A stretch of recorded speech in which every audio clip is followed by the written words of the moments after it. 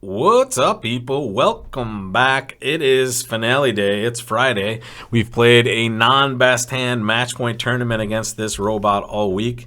And I have to say, I have no idea how we're doing other than it seems like we've done pretty normal stuff.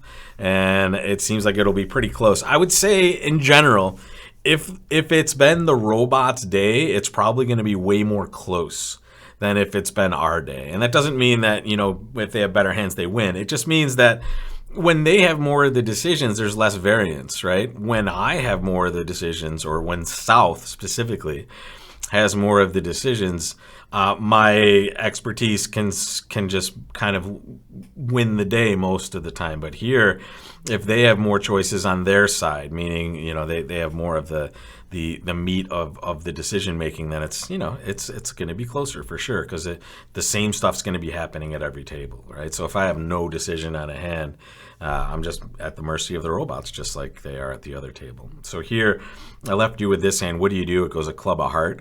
You always double, folks. This is that special circumstance with the negative double.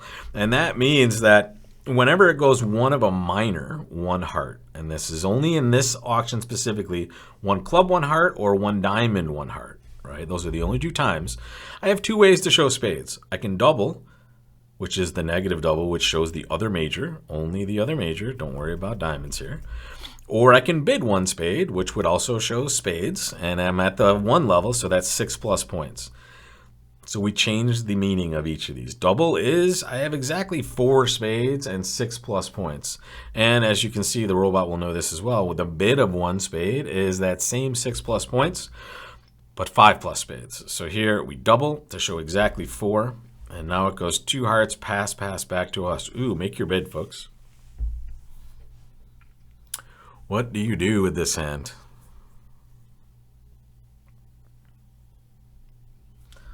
The answer is, folks, and I'm glad we do these tournaments, because I know so many of you probably bid here, you pass.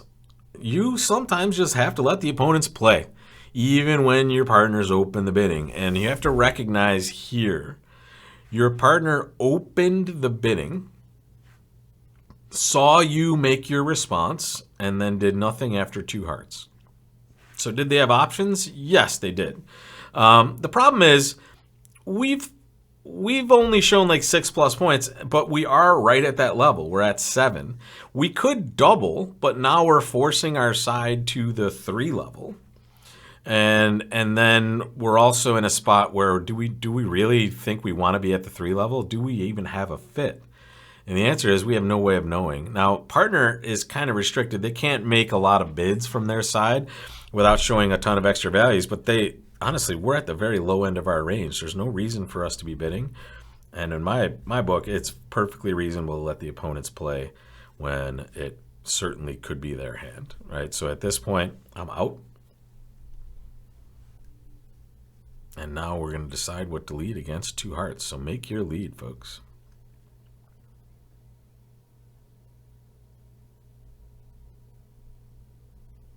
I'm going to lead the 10 of spades, right? And here's why. I'm reticent to lead a heart. I don't necessarily think they need a rough right away, but I also know that partner doesn't have 4 spades.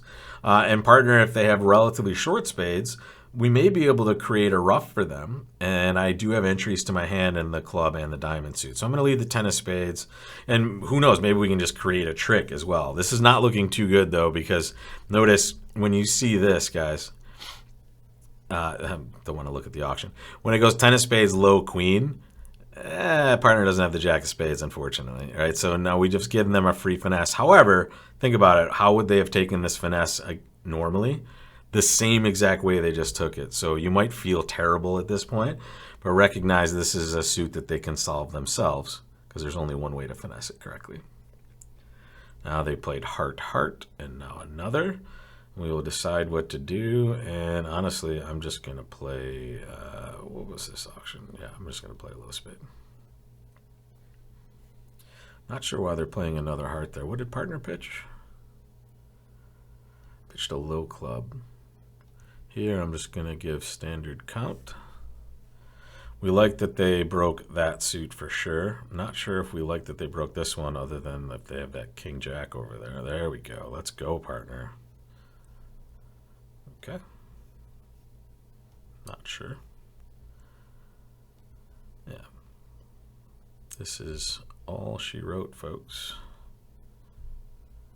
We're going to take that, and then the robot will take the rest, and that will be all she wrote. Right? She always has the spade and the heart.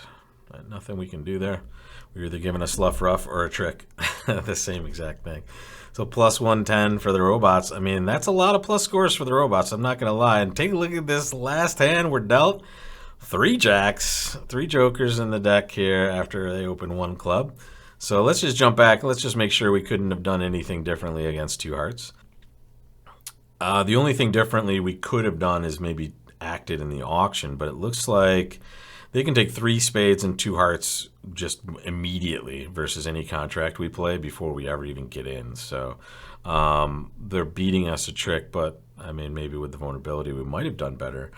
I would be interested to see if the robots acted. That's the only thing we can see here outside of what happened. We took all of the tricks I think we were going to take against hearts, and notice that spade suit. That's exactly what I'm talking about. How would you play spades as the East-West players? Well, you would only have one way to play it. Low to the ace and then low back towards that king and the jack, right? Because you don't have the 10. There's no two-way finesse here, only one way. And that's why you're not too worried when you lead a spade yourself.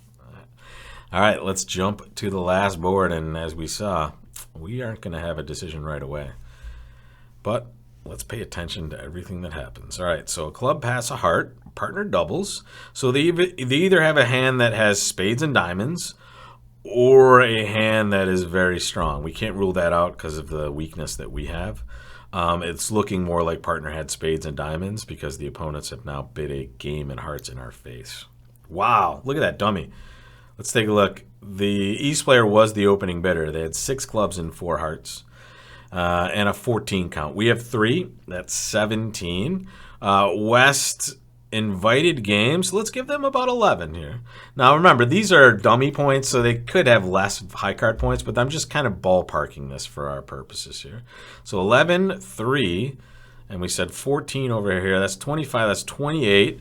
That gives partner about 12 points, which makes about the right amount of sense, right? Partner made the takeout double. So we expect them to have an opening hand. So here, all right, partner's leading the queen of diamonds. This doesn't look like it's going to be a winner for us because they're leading the queen, obviously. And we play top of touching honors, except for ace king. The robots play king from ace king. But there, it looks like they're going to pitch some spades on the extra diamond they have over there if they have a way to get back to their hand. I've drawn 3 rounds of trump. Here comes a club to the ace, ace of diamonds, or king of diamonds, pitching a spade. Uh-oh. This is looking like another plus score for the robots in fine fashion. They did have to give up a spade. You can't have it all, robot. You cannot have it all. You can definitely have the rest of those clubs, though, if you want them. So this is going to be 4 hearts making 6 for them, and we're about to get a result. Fingers crossed, folks. I have no idea how to evaluate this other than I think it's close. Oh my God, it's almost a dead heat. Wow. 1 difference, and it was the auction that was the difference. What a sick set of boards. And here, this is exactly what I'm talking about. When the robots, especially East-West, have a lot of decisions, or even North, you're going to see a very, very close result. And let's see, the only board that mattered. Look at every single result is exactly the same, except for one, and it's board 5. So let's see what we could have done differently. How did we get them? How did we bid differently to get our side to play 3 no trump versus their side, which played 4 hearts? That is a very weird one.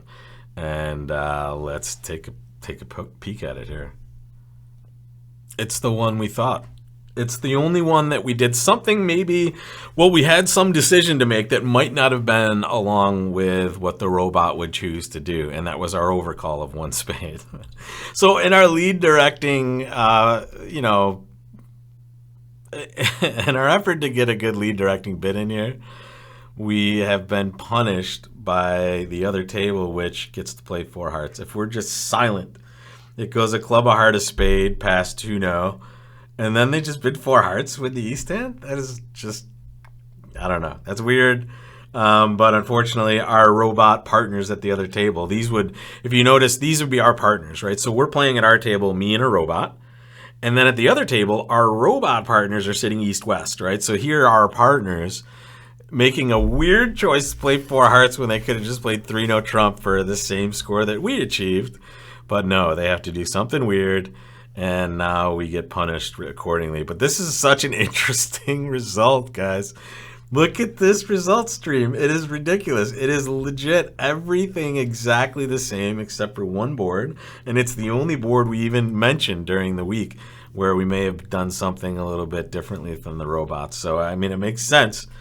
And we'll give this another run sometime really soon, because honestly, I think the discussions we can get into in this format, and you guys can correct me if I'm wrong in the chat, but the discussions we get into in this format are just different than the ones we've been getting into for quite a while with the best hand tournaments. So even though this is, the score-wise maybe not necessarily amazing, I think content-wise it's pretty good. So you'll let me know, and now we have just more things we can dip into as we go through these challenges as well. So guys, thank you so much for joining. And don't forget, if you haven't gotten it yet, I don't promote as much of this as I probably should, but I think this class is so good that it's worth it. The Doubles Complete Guide on bridgelesson.com.